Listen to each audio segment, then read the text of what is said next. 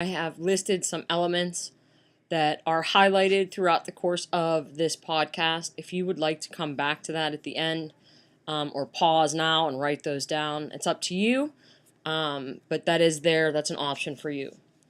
This part is from the scene where Hamlet is speaking to the ghost and has just found out that Claudius was responsible for King Hamlet's death.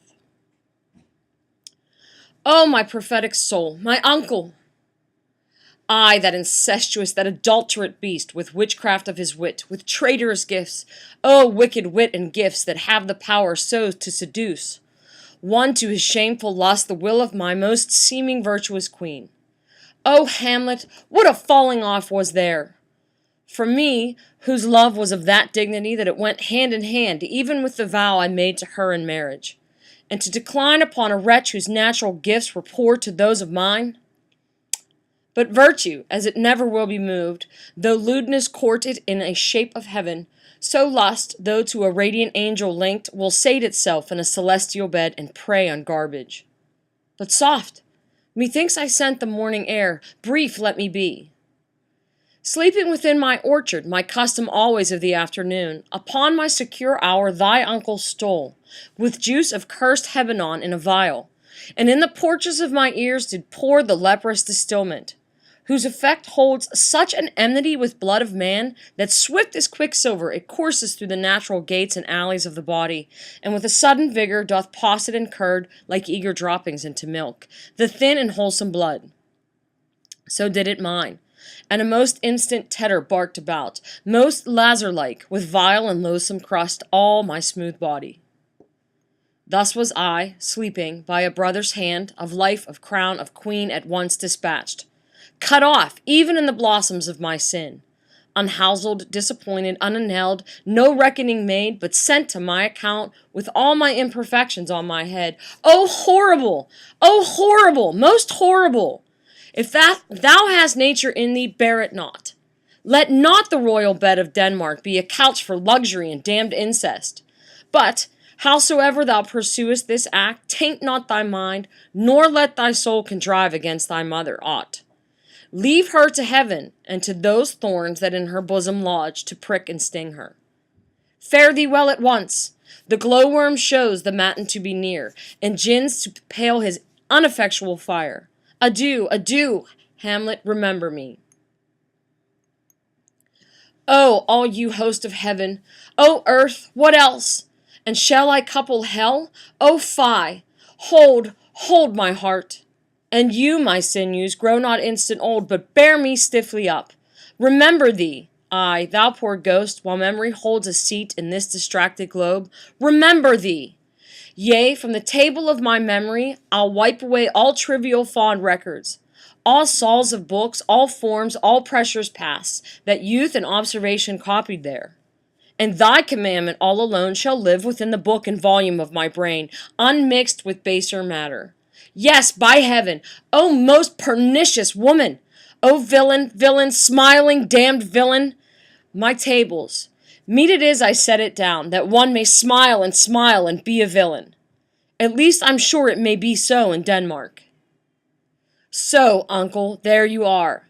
Now to my word. It is. Adieu, adieu, remember me. I have sworn it. Looking closely at this exchange, what I would like you to do is to starting back at Hamlet's response to the ghost's revelation when he uses the word prophetic. My question is, why would Shakespeare use this particular word? What connotation does it have, and what does it rather hint at? Moving on to the ghost speech, what I'd like you to do is, looking at the beginning of it, why does the ghost seem to be most disappointed in Gertrude?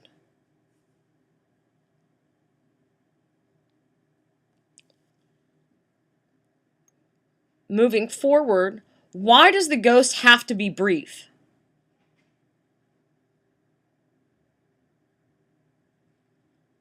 He spends a significant amount of time explaining how he died. Summarize that.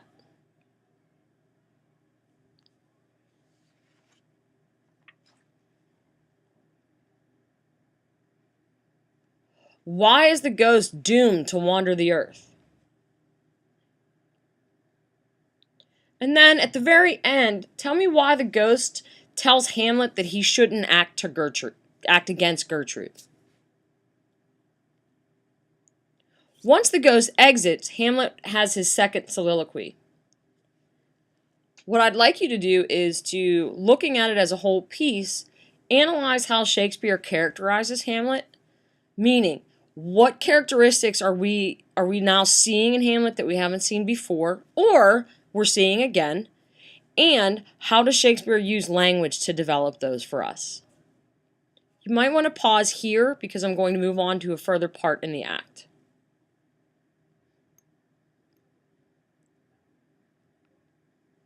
Towards the end of the act, Hamlet is speaking to Horatio and the guards, and he's kind of explaining what he's about to do.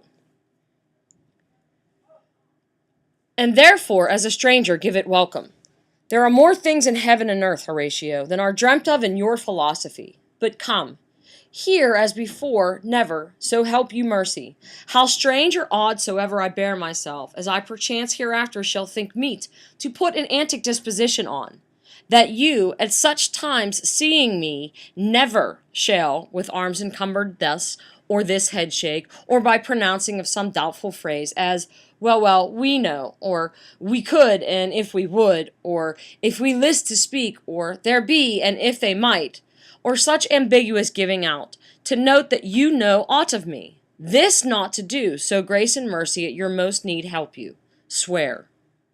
My question for this particular speech is, what exactly is Hamlet's plan to avenge his father's death?